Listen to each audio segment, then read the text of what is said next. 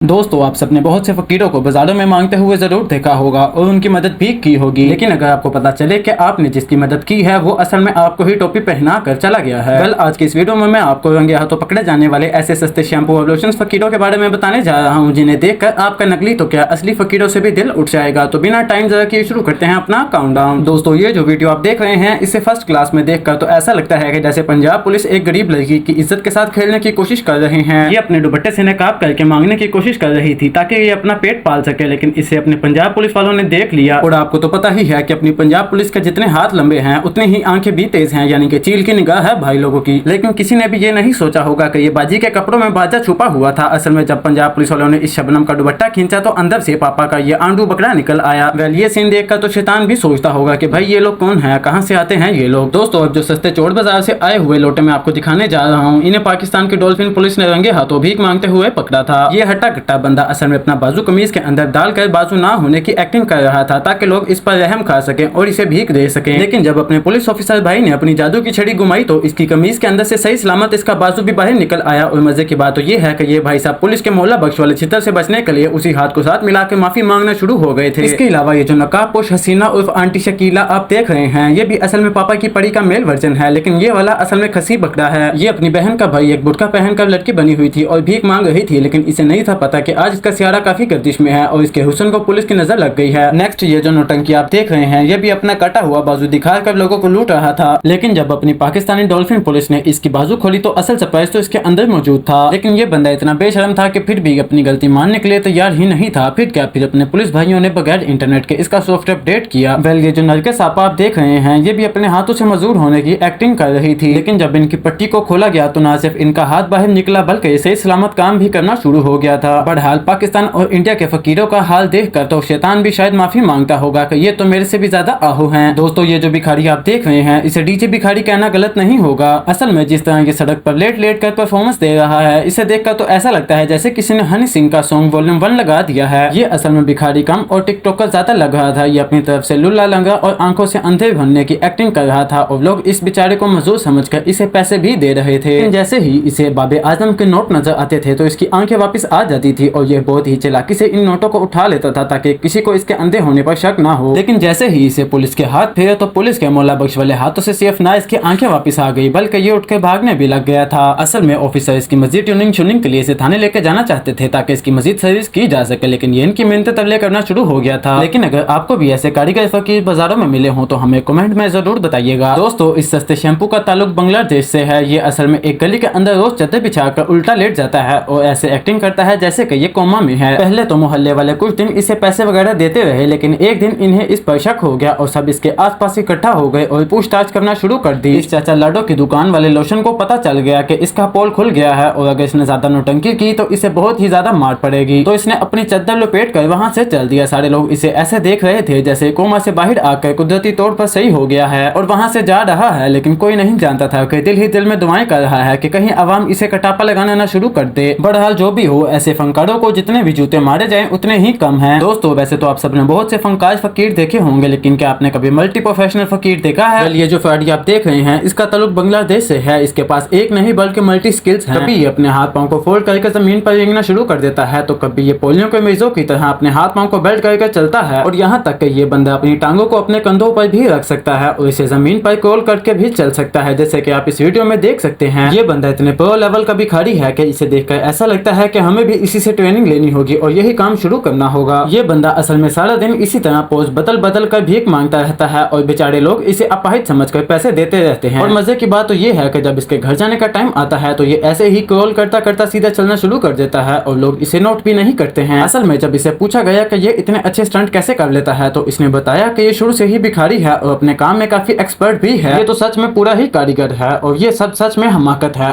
तो आज के लिए बस इतना ही। उम्मीद है कि आपको वीडियो पसंद आई होगी। ऐसी मजीद इंटरेस्टिंग वीडियोस के लिए हमारे चैनल को लाइक और सब्सक्राइब कर लें। तो ठीक है, मिलते हैं अगली वीडियो में, तब तक के लिए अल्लाह हाफिज।